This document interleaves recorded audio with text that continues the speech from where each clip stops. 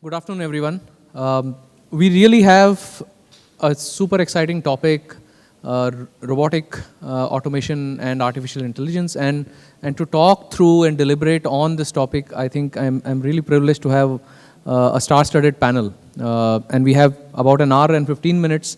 What we will try and do is have a panel discussion through the first 45 minutes to an hour, and then use the last 15 minutes to half an hour roughly to actually have a Q&A with the audience.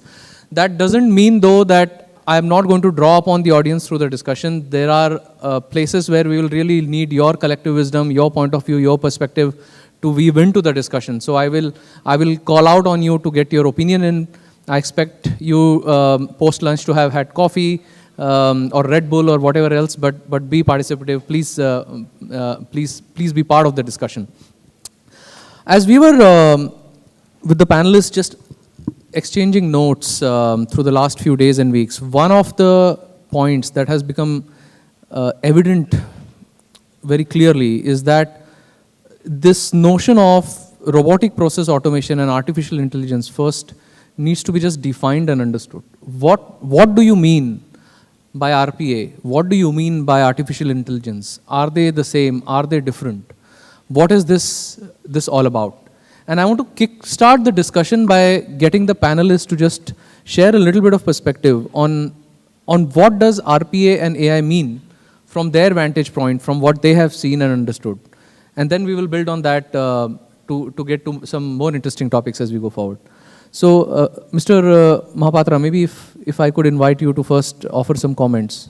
Yeah, thank you. I think when after lunch people behave like robots, and when the real intelligence is really, kind of sleeping, I think we need artificial intelligence. I mean, similes apart, robotic process automation, essentially for those of you who are uninitiated about it, is nothing but what it sounds. Is an automation which is picked up, which is so standardized, and which has been sanitized for all the possible risks that a machine can do it. Whether it is a mechanical machine, whether it is a computer, or whether it is a combination of both is immaterial. So that is essentially a few things. So processes which are frequently used, where the part that where discretion or spontaneous decision making is not there, or even if it is there based on used cases, the machine has learned how to behave. In those cases, we take it to robotic process automation. And artificial intelligence, as you know, after a large number of cases, the human mind has been studied, and it has been concluded that human mind or human intelligence is not just intelligence, but it is a combination of past experiences, the standard reactions that others have made, the expertise and the intuitive behavior that is there. Those cases have been combined, and the machine is asked to predict or give you the answers. These things are increasingly being put to use, although not in a very large scale to my knowledge. But definitely, as I told you, when the when the processes are tired, or when the processes are so very largely used, I think these things as productivity tool, as giving a differentiated experience, or for that matter, giving that user experience which is at a different level, or which is at a predictable yet coherent and robust nature, there we are finding uses of this. So this is my first thoughts around. Thank you, Mr. Mahapatra. I want to get in Sandeep, and then Nitin, I'll come to you as well. Sandeep, you are on the supply side of this technology. What does robotic process automation, what does artificial intelligence really mean? So I'll try to motivate this by a real life example. Just to get a show of hands, how many of you have used Yellow Pages in your life, Yellow Pages or a directory? Come on, don't date yourself. Okay, keep your hands up. How many of you use Google today? Okay, So there you go. When you're doing it yourself, looking up a directory, looking up information, it's a manual effort you're putting in, looking through a directory. All of that effort is now automated using Google. And when Google learns how to predict what you're searching for, when it makes it contextually relevant, that's where artificial intelligence is coming in. Robotic process automation is here. It's here today. It's being adopted across industries. Banking obviously is one which is very, very critical for it to adopt, but we are seeing this across the board. We are seeing it in oil and gas. We are seeing it in the retail sector. We are seeing it across the board. And so as you look at the continuum of technologies, artificial intelligence is still maturing, but robotic process automation very much here, cross industries. Right, thanks, Sandeep. Nitin, what's your perspective on this? So just to carry that same point forward, robotic automation has been around for a long time, so it's not new as a concept, but yes, to BFSI, this probably means a different set of things right now. I think if you just look at this whole journey of digital that banks and other financial services providers have been going through, I think all of us have generated a lot of data. Okay, and world over people are saying that half the data has been generated in the last 10 months to 12 months. So if that is so, what do you do with that data? How do you make sense of that data? You can't have hordes of people, sitting and making sense of our data. So that is where some elements of artificial intelligence, some elements of robotic processes to analyze, make sense of that data, and then put it to use, which can then probably be taken forward to processes which are more repetitive in nature. So that's where the automation bit comes in. But really the artificial intelligence is developing almost like a layer on top of the existing set of intelligence and logics and algorithms that we already have by using the information that's got generated over the last 1 year, 2 years, and we continue to generate much more data, on a daily basis. So just that same example of Google, the fact that Google can tell us what we're looking for and tell it very intelligently is because it's also assimilating a lot of information about people who are using Google.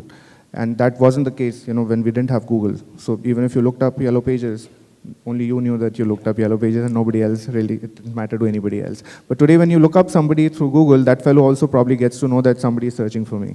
And that's where the artificial intelligence is beginning to make sense because we are making sense out of the data. Right. Yeah. Right. Thanks, Nathan. I think this is very useful.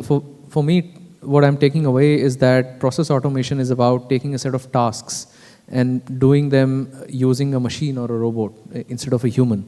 And artificial intelligence is about using information, data, signals to build algorithm heuristics that can help make sense out of it. So I think that's very useful to kick off.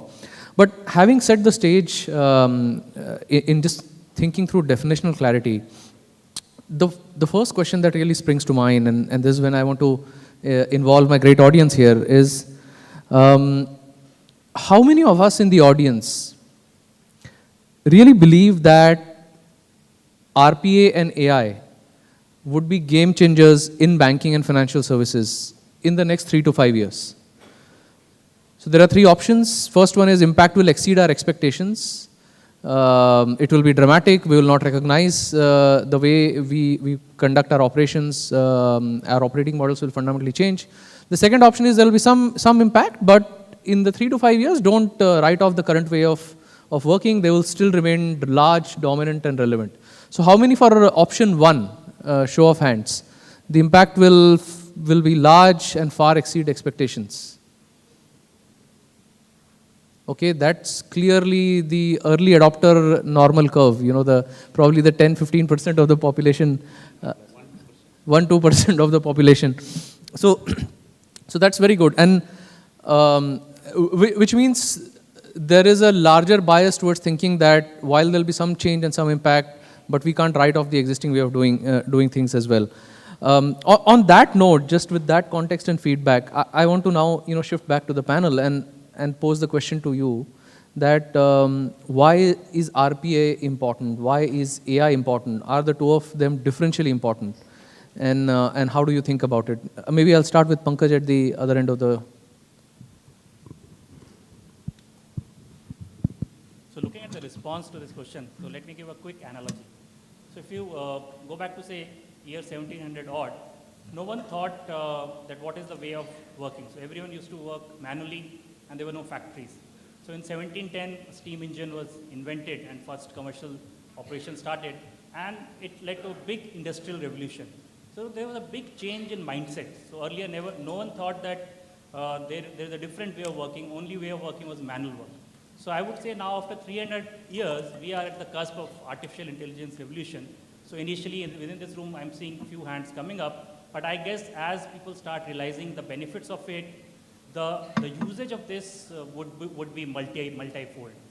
Now, coming to large organizations, like personally, when I talk about Axis Bank or a lot of other organizations, I think we need to be clear about how do we implement artificial intelligence. Because you cannot go ahead and start saying that, okay, let me pick up this process and start working on it. Because there needs to be an approach towards it.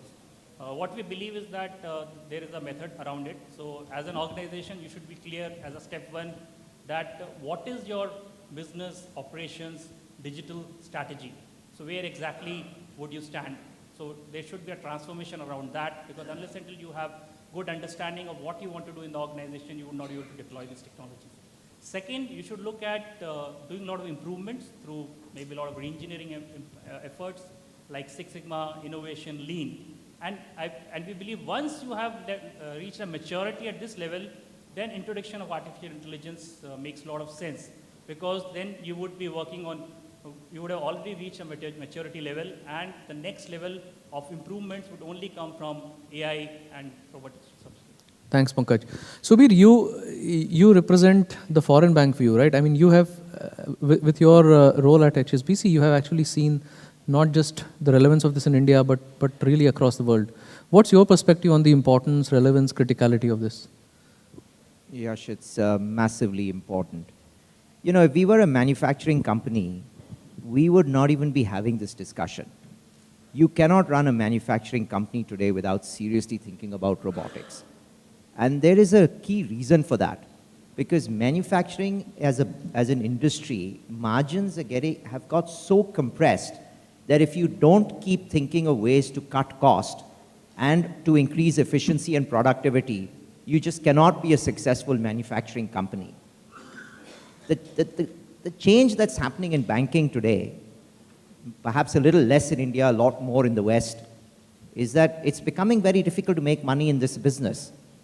For most of you who know this, interest rates today in most of the Western countries are now at zero or even potentially negative. It is a really challenging industry to make money, and if we don't start thinking about innovative ways in the way manufacturing companies have done to actually start looking at our costs and our productivity, survival itself is at stake. So to me, this is an incredibly critical area. And of course, you know, in the context of robotics, the advantage that we have at the moment is that a lot of the technology for robotics is actually available from multiple players, well established, not really at the stage of experimentation. And so for banks that are not using robotics today, I guess one should be asking the question why it's not being used, because it is absolutely a game changer in ensuring that we can actually increase the productivity of our workforce and we can cut down errors. So to me, this is absolutely a critical area of focus. Thanks, Subir. I'm sure the 10, 15 brave hands that went up are drawing a lot of confidence from what you're saying. And I want to continue on this theme of the importance of this topic. And Mr. Ram Sastry, I'll bring you in. But just as a quick punctuation in this discussion, there's one more metric that I want to test with the audience. For any technology or any new innovative idea to become mainstream, we would all agree that the amount of capital that gets deployed against it is a very important metric, right, of success. So the question I have is that, in your opinion, as of 2016, as we sit here, how much investment do you think has gone into this area of RPA and AI? Is it, roughly $1 billion, which means it's still early days by global standards? Is it between $2 to $3 billion? That's still substantial money by any standard, but it's somewhere there. Or is it really even in excess of $4 billion, which is sort of the market caps of a set of banks that exist in India? So again, a show of hand. How many of you believe that it's option 3, more than $4 billion have been spent? Okay, so that looks like 20. That's not a bad show of hands. How many of you think it's option 1, less than $1 billion or thereabouts? Okay, 3 or 4 hands. So still the majority thinks it's between the 2 to 3, but there's a sizable population in option 3 as well, more than 4. Well, it turns out that actually the investment cumulatively as of now is $4.1 billion, and there are 140 companies that across categories that belong to the broad umbrella of RPA and AI are being developed, and that's the amount of capital that has gone into it. So whether you talk about natural language processing, customer intelligence, machine learning, big data analytics, that's the amount of capital that has gone in. So clearly, providers of capital have not shied away from deploying a lot of effort and energy behind RPA and AI already as we stand today. So just building on that, and I'll come back to the previous question by the end of this discussion and see if the opinions have changed. But Mr. Ramsastry, what's your view on the importance and criticality of this technology for financial services in India? Yeah, before getting into that answer, let me try to put these 3 things in some context. See, artificial intelligence, I mean, it's very difficult to define what it is, but what we think as artificial intelligence a couple of years back or 10 years back may not be looking like artificial intelligence today. So pattern recognition, 15 years back, the entire research was thinking that it is an artificial intelligence. Today you take it as a normal product. So if you see how much of it is used, quite a bit of it banks may be using it, already using it. Similarly, if you say artificial intelligence, say some alerts coming out of a system, which come basically from some rules or rules learnt again by the system over a period of time by saying that this alert is right or wrong. This is some kind of artificial intelligence going on behind, machine learning happening. So if you say artificial intelligence, how much it is used, substantially used by banks, maybe not calling it artificial intelligence because we already treat that it has come to a form where it is usable.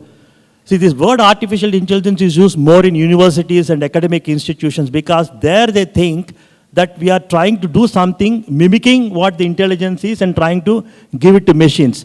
Once machines start using it, we use it as a part of our product. So to that extent, they are very important, already used in the banks also. Banks are in many sectors and to some extent in banks. And how faster it should be used, I mean, that will come a little later. And the second word, that robotic process automation, the word robotic is used in a different context here. The way we understand robots is more in a mechanical form. Like as he was telling, in factories, you don't think twice.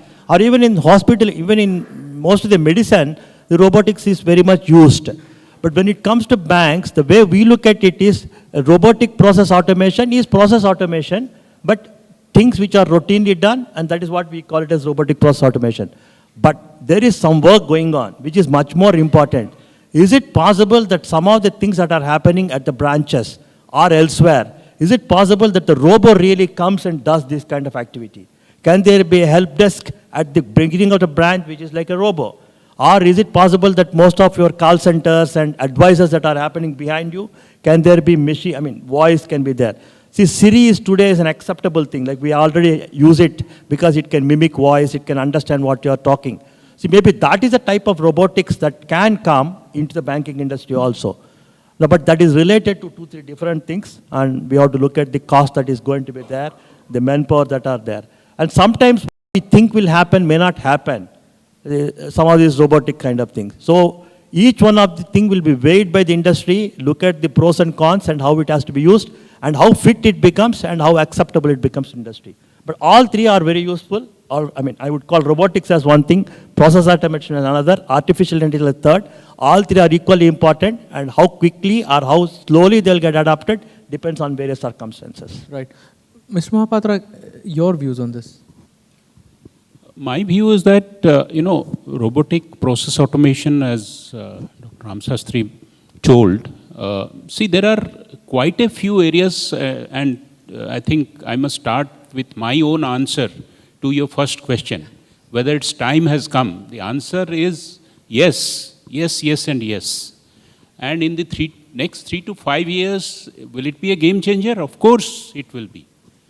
People who can take it forward in an appropriate way, because right now what we are getting are these used cases where, in fact, the other day I was in IIT, there's a group of professors who are doing research of how to how to improve artificial intelligence. I think somebody told using Google, you do it, one of the professors came and told me that he was booking for a hotel and that hotel was not available. So 4 suggestions came at the bottom. So far so good. But he told all the 4 suggestions were wrong because in the past 5 years, he has never stayed in a hotel which costs more than 5,000 rupees a night. And all the suggestions that came were 10,000 or 12,000. That means the AI that has been deployed is not working properly. So currently the robotics and process automation, as we see today, the bad-mouthing that happens around it is because of this nicks and knacks that is around it. But whether its time has come, surely, definitely, undoubtedly. And for example, in case of a State Bank of India, we are trying to employ, robotics and process automation in 2 areas. One is that, we have found that, for example, in our call center, 25% of the calls were asked about technology-related questions. And those 25% of the calls are only transferred to the technology wing so that somebody else takes up and answers these questions. Sir, please hold on. I will transfer you to our technology team who will take it forward. This can be done by a robot. Similarly, another used case where we have seen is reconciliation. A huge army of my people are at the back end, just trying to find out settlement reconciliation errors because I run 60,000 ATMs, ATM reconciliation, and majority of the other bank customers use my ATM. And there are more than 1 million, grievances every day. And most of it is, can be definitely transferred to artificial intelligence. Similarly, I have, a 200-member team who is doing analytics. My data every day is so many gigabytes that if I can utilize it, and as Nitin rightly told, what you make sense of the data? Data is the new oil, but I always say data is like crude oil. It requires, a refinery to take out, petrol, diesel, or whatever out of it. So how we deploy it, the readiness of it, and so as I told, the time has come. In the next 3 to 5 years, in my view, it will be a game changer. The entire banking processes may not be driven by these things, but as per 80-20 rule, probably those 20% of the inefficient processes, if they can be translated in terms of inefficiency by giving robotics, we will have to do it. Only thing, as I think many speakers slightly hinted, that adoption has to be driven from the top, like any transformative process. And in SBI, we are doing it. I can assure you that results are good. Whether we do it homegrown or whether we take an outside technology, our experience is that all the AI and robotics, given the specificity of Indian conditions, have to be largely homegrown. And the robustness of artificial intelligence as well as robotic process automation will depend on the quality of in-house team that you guys will put, the quality and timeliness and appropriateness of the technology you choose, and of course, your ability to throw out things which are not working. This is my experience. Thank you. Pankaj, you have one. Let me just add to Mr. Mahapatra on a few of the other use cases. So we believe AI and robotics can be used across, if we take example of a bank, across all the functions. So whether it's a front-end function, back office, support functions, or maybe something like analytics. So we have been, we started deploying AI and robotics a year ago, and we are currently at a very evolved stage of deployment. Few deployments have already gone ahead, and few we are running highly evolved pilots. So if we talk about the front end, we are using it for doing our target segmenting of the customers. So on the fly, what kind of business can be cross-sold to a customer. Then if we talk about the back-end processes, I think that's where we have already used extensively. So we are using it in our check processing. As sir said, we are looking at our reconciliation processes. We are also working on simple processes like an account opening. So today, when you talk about account opening, everyone thinks that yes, we have something known as eKYC which has been launched, but currently the usage and deployment varies from bank to bank, and it is not more than 10% as an industry number. So what do you do over the remaining 90%? So what we've successfully done is for our tablet processes, we have used a lot of software bots and made STP processes and said that how we can reduce the time of account opening. And today we can actually open an account for 40% of our customers which are using tablets in less than 15 minutes. So that's the level of usage which is there. Then we talk about support functions. We are currently using it for HR to answer some queries. We have a large employee base, and a lot of employees keep writing emails for repetitive questions. So we are deploying AI over there and seeing how we can answer those questions better. We're using it on a call center to do sentiment analysis when a customer calls and he's irate. So we are trying to do a real-time intervention where a supervisor can intervene and handle the call better. And if you talk last about the analytics, I think that's a big play, and we are doing a lot of work over there to deploy a few aspects. Sure. Thanks, Pankaj. Nitin, this is an interesting discussion because when we connected earlier, I heard some really interesting way of thinking about the use cases and how you have thought about which are the experiments or pilots you want to run first, and how do you move it across the value chain from the operations to actually the customer facing and the entire journey. So want to get you in and get your perspective on how are you thinking about the transformation and the use cases. So I think the way we are looking at it in HDFC Bank is we are trying to separate 3 or 4 parts to the life cycle that the customer would logically follow with the bank. Okay, and for everything that we do, we mostly try and keep the customer at the center of it, so that we are very clear that it is going to have a customer impact or it's not going to have a customer impact. So the first thing is that are there interventions, are there some kind of conversations that the customer has with the bank across various channels? How much of that can be made more intelligent? Okay, so can you bring in some more artificial intelligence? So they could be on the marketing side, they could be on the service side, they could also be on query handling. But nonetheless, there is a way of creating a hybrid. So you may not want to replace everything using robotic processes, but you can assist an agent who's handling the customer with a robotic process so that the query is resolved upfront. Typically what happens is that when you call a call center, the agent may or may not be always equipped to answer that query, or that query might require some kind of a turnaround time to get resolved. So you would log a ticket, give a reference number to the customer, and tell the customer that 48 hours, 24 hours, 72 hours, depending on the query. Now the same thing can be handled very promptly if there was a robotic assistant to the agent. So that is one use case. The second one is almost like a self-serve, where the customer, for the routine stuff, which are more to do with queries, which are more to do with content, which could either be on the website, which could be in the contact center, which could even be in a branch. How do you access that content? Because some of the content is readily available. You may not be able to find it by Googling, but you would certainly want to go to the bank's website and find out how do I, which is my nearest branch, as a very simplistic example. Now those are things which can be very easily converted into artificially intelligence-based robotic process, which the customer finds value in. And the third is really going into the whole area of how do you carry forward the trust that the customer places in the bank.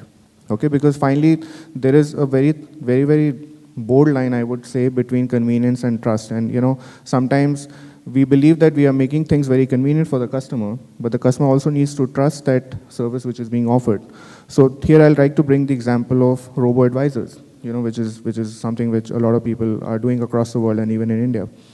Now, robo-advisors typically are expected to be software programs which are advising customers on investment needs based on some Q&A, right, using NLP or otherwise. Now, I should be able to trust that robot telling me, this is a place to go and invest, or this is a mutual fund to go and buy. For me to be able to trust that robot, if that is also because of the fact that I trust the bank, that is an evolution that will happen over a period of time. But at the same time, when you look at scaling up something which is today probably offered to only the wealth management customers, or private banking customers, or H&W customers, if you want to scale it up, then I think robo-advising is inevitable. Because how do you scale it to somebody who wants to only invest 25,000 rupees? Yeah. This is great. I think already we have heard use cases that go from something so large and so everyday, such as account opening and driving efficiencies under that, to also, Nitin, what you're talking about is around advisory and how. I'm talking mostly from the use cases from a customer's point of view. There are as many or probably more when you look at on the internal processes side, which I think most of our speakers have covered. So specific to customer-facing use cases, I think it's all equally important for the bank to make sure that it not just increases the convenience and the access for the customer, but it also translates the same thing into a heightened level of trust. Yes, I think great point. I also want to bring in Sandeep. Sandeep, you have this unique position of having seen the deployment of these technologies across industries. What are some of the use cases you are seeing really work well with these technologies, and what don't, and what other things we should think about? Yeah, I think across industries, one of the most common themes which resonates very strongly is digital. And I think, at least in the context of India, in the banking sector specifically, there is still a lot of paper which has to be filled out. And that actually is a very big hindrance. And so what we are seeing globally across industry segments is wherever there is a lot of digital content, digital interactions, that lends itself quite dramatically to robotic process automation and artificial intelligence. And if you look at customer service, for example, we've got some of the speakers on the panel talking about customer experience, customer service, and therefore trust and customer experience as a consumer who derives it. I divide the customer service into digital and assisted channels. And the digital channels, which might be a smartphone or a website, etc., all of those channels are now becoming the more preferred mode of interaction for consumers in the country. And they don't want any human touch in what's happening in those digital channels, irrespective of whether they're trying to change an address, if they're trying to update a beneficiary on an account. They want all of that to happen automatically. In fact, I would also venture to say that on the assisted care channel, individuals actually don't like speaking to robots. And in the future also, I don't see a mode where they are transitioning to speaking to robots. They actually will be talking to humans, but they have to be for scenarios that the digital channels cannot address.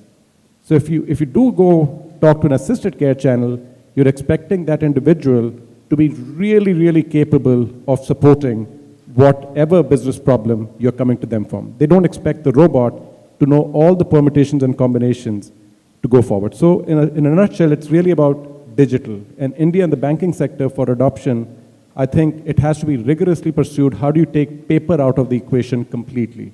If you don't take paper out, it's a big hindrance.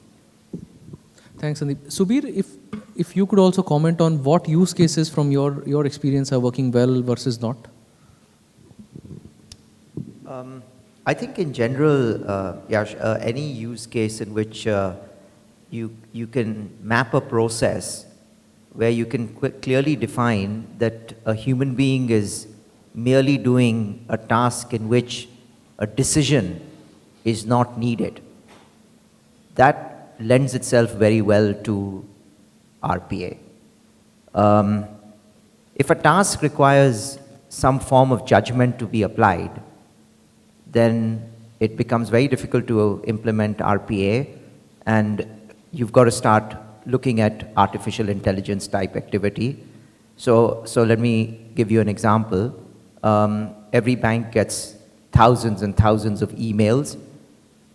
Not a single email is structured because customers write to us in whatever shape and form they want. And it does require human judgment to be able to read an email and to understand what is the customer really asking for, and then to be able to provide a response to the customer that makes sense. This type of task is not conducive to RPA, and if at all can be automated, requires significant investment in artificial intelligence. On the other hand, I'll take a really simple process where every bank looks at the annual reports of companies, their financial performance, their ratios, etc., and uses that data to be able to make a decision on whether or not to lend to a customer. We do exactly the same. And we have now implemented RPA, where the technology can read comprehensively the annual report of a company. It maps all the financial data into Moody's format, and it not only maps it to Moody's format, it also goes into the Moody's database, and it automated captures the information of our customer into Moody's and extracts from Moody's the ratios of our customer compared to other companies in the industry for us to make a good lending decision. This activity used to be fully manual. Today, that number of people needed to actually do this task has come down to roughly 15% of what the original number of people were. And remember, there is really no judgment here. This is just about extracting information in a format that can be put into a Moody's database. And so you've got to look at activity quite carefully. And the other thing that we've seen is that even within a process, if you map it out step by step, you might end up in a situation where there are 30 steps, of which 26 are just completely manual with no decision requirement at all. You can look at automating just those 26 as well. So you don't have to necessarily automate the entire process end to end. So I think the opportunity is, as I said earlier, is immense, and it's just a question of how seriously are we driving it through the organization.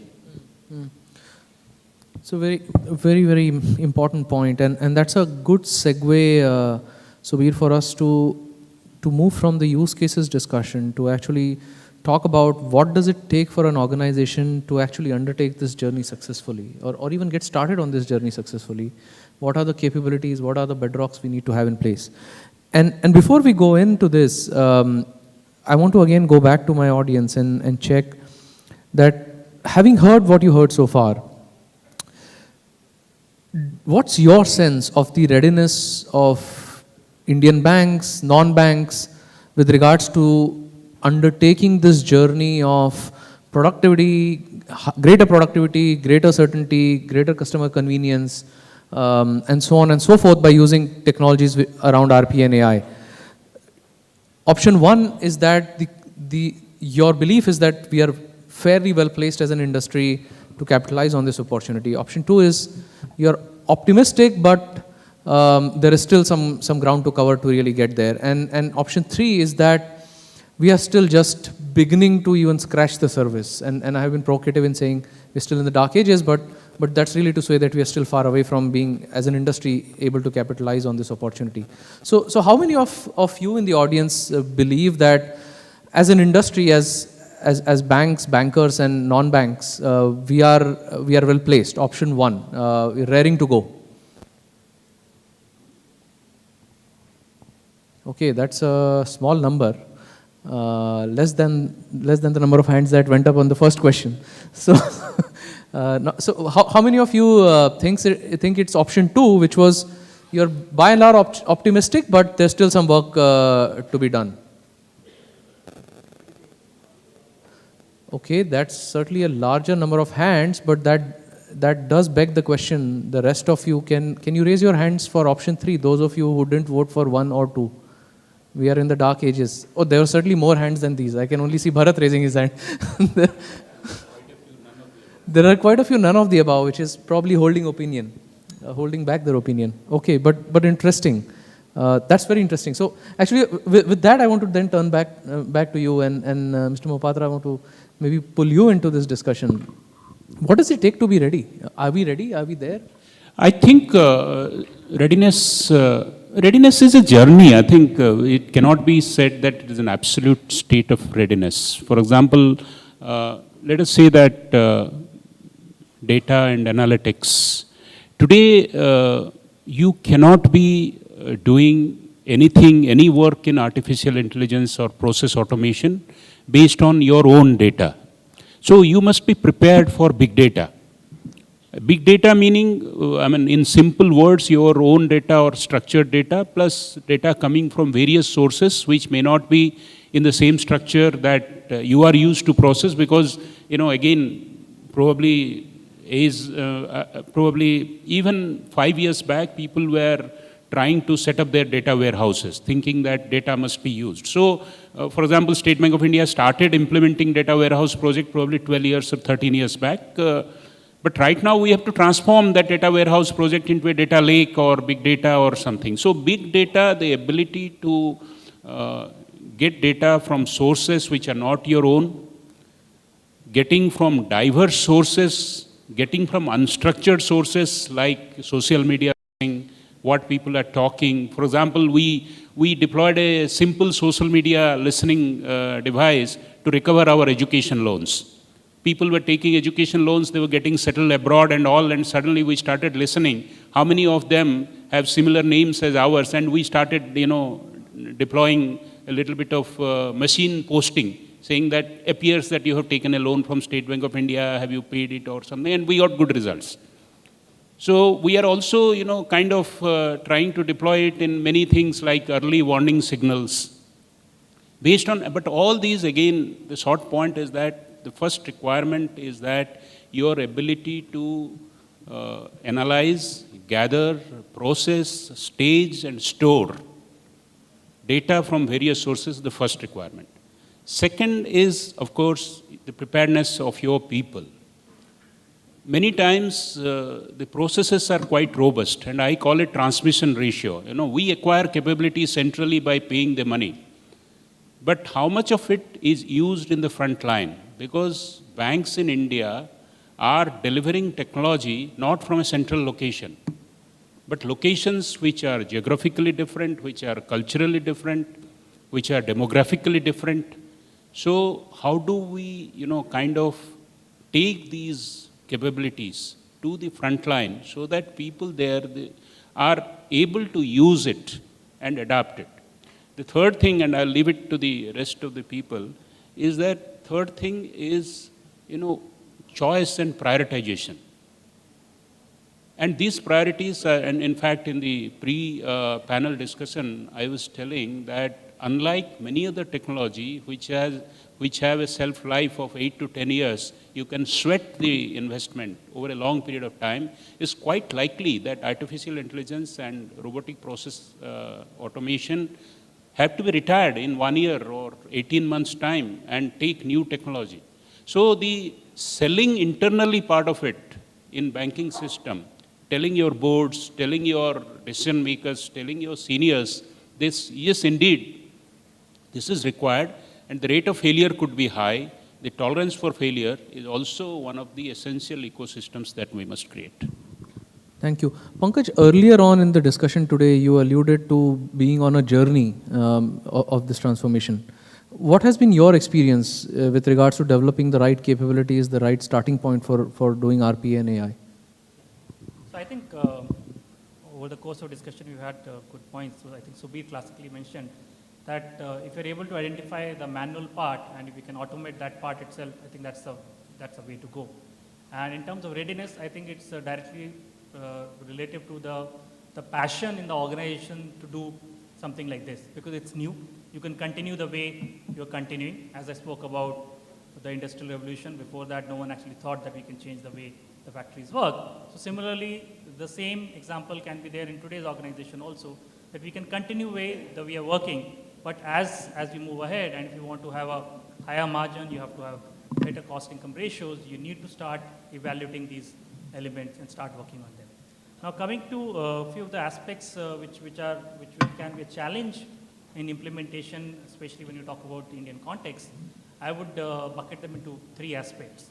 So first would be the technology itself. So today we have got very few product-centric solutions, and banking and financial service space has a lot of options where you need to work on customizable aspects. And today there are 2 approaches which you can follow. One, you can work on a productized approach where the number of options are limited. Or second, you can work with a lot of startups who are working on this area and which have different level of deployment.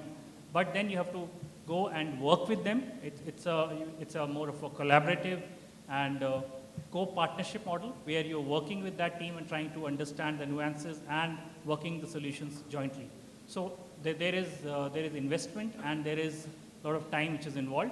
But once you get the results, there can be breakthrough results which might not have happened across the globe also. So that's the technology part.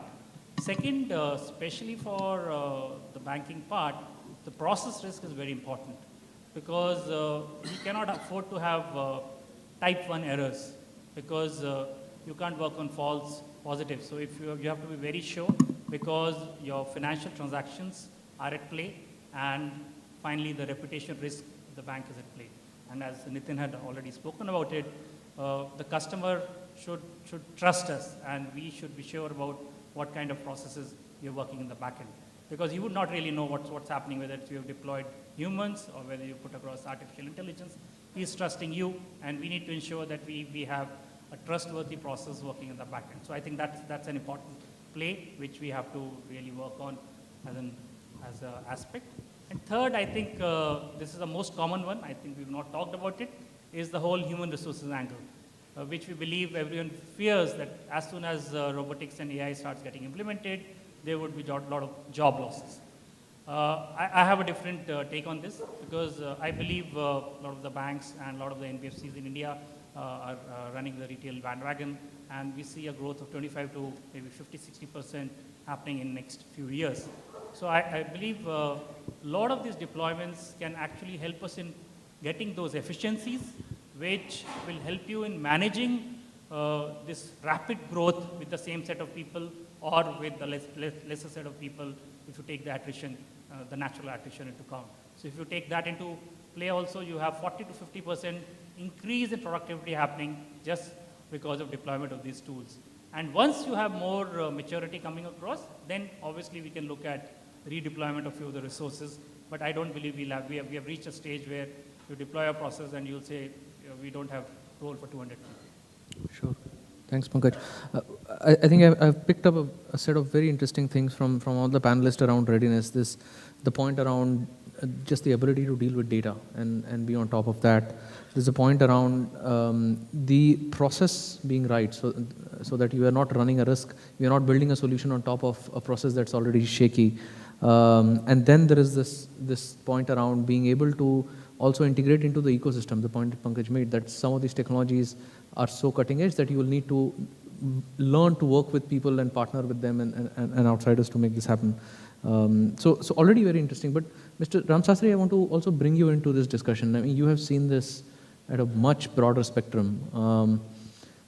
What's your sense of what does it take to be ready? Are we ready? Are we there? What are the missing pieces?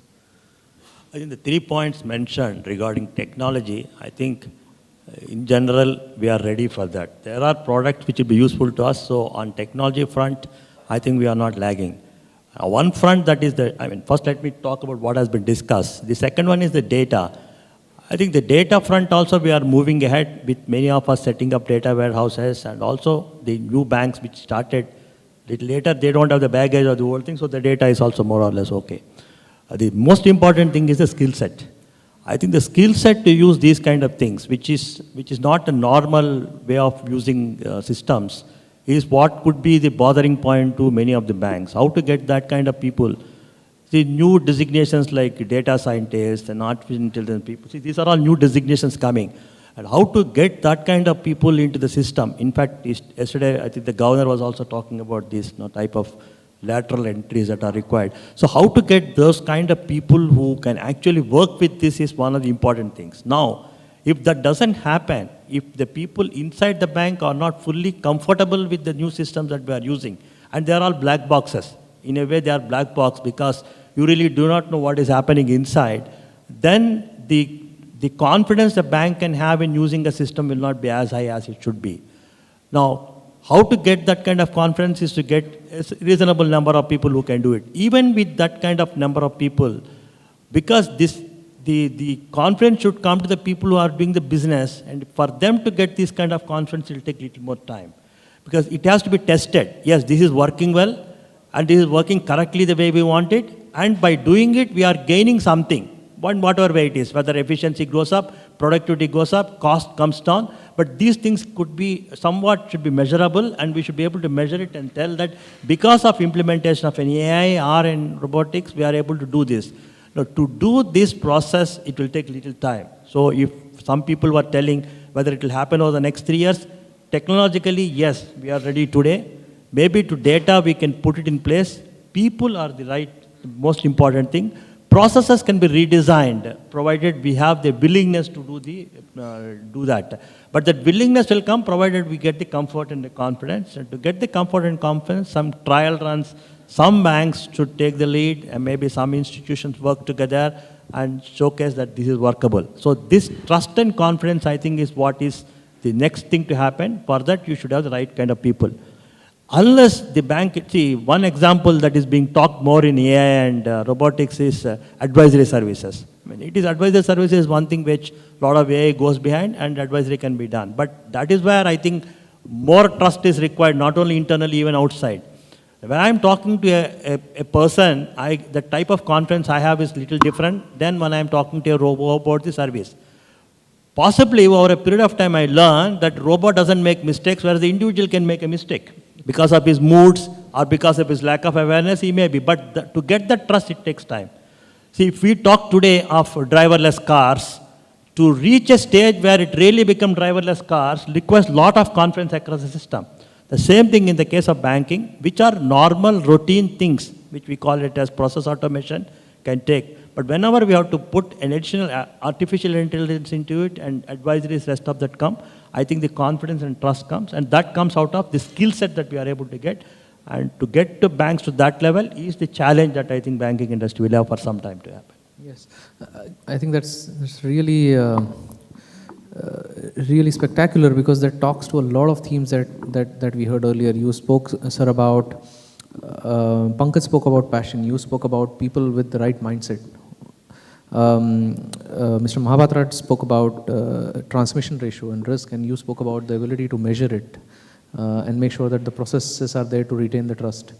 So I think these are really good points.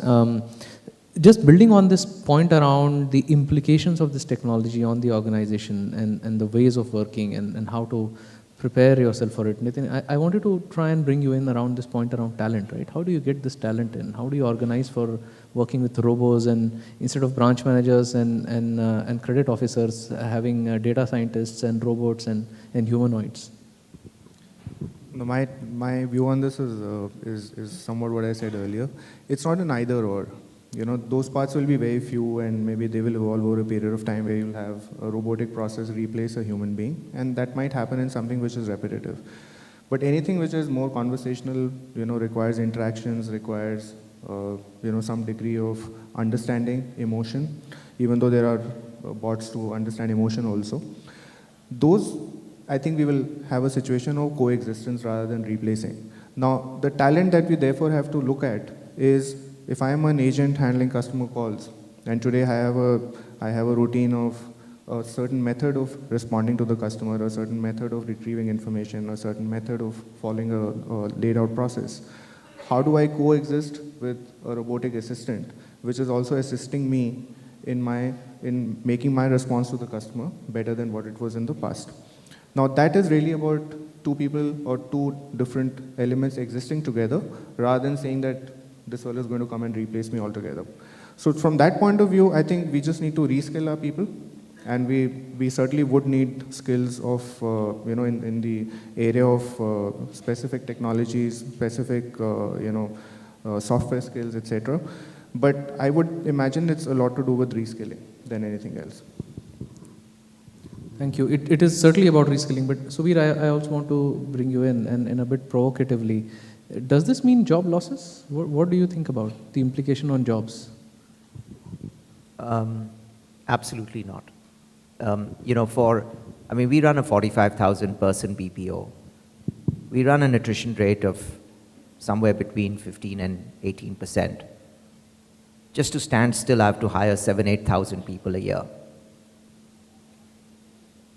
It is just not going to lead to job losses. What is actually more interesting is that the kind of work that people are going to do will improve. Because let's face it, we're all hiring graduates from good universities to do a job which can be as basic as picking up, as I said, from an annual report, a company's sales number and keying it into a Moody's database. Surely that is not the kind of work that we want our graduates to be doing.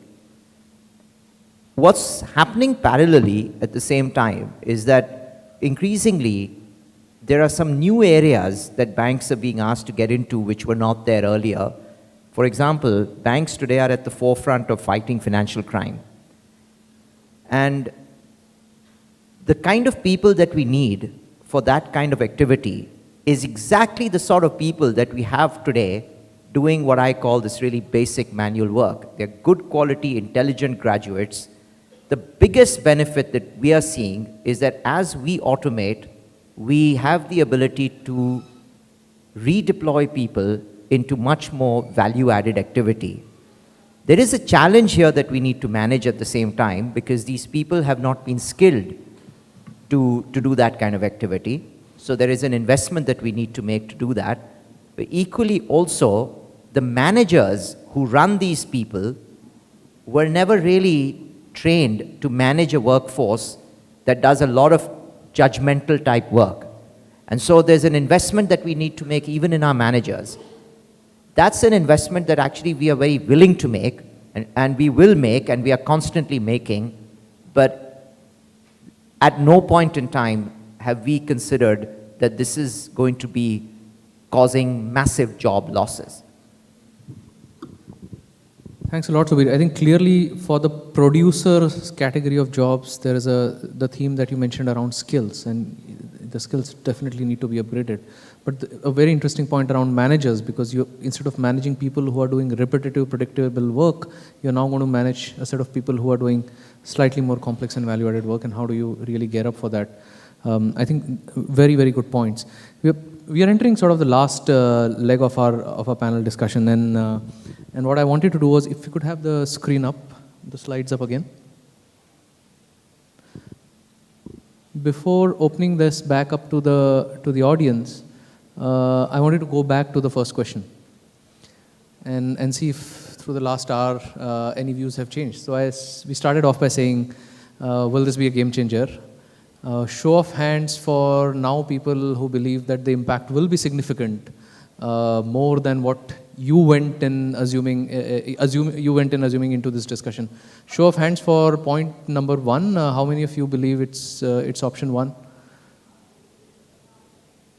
Okay, so I think by that metric, there has been transmission of our thoughts. This is very interesting. Thank you for that.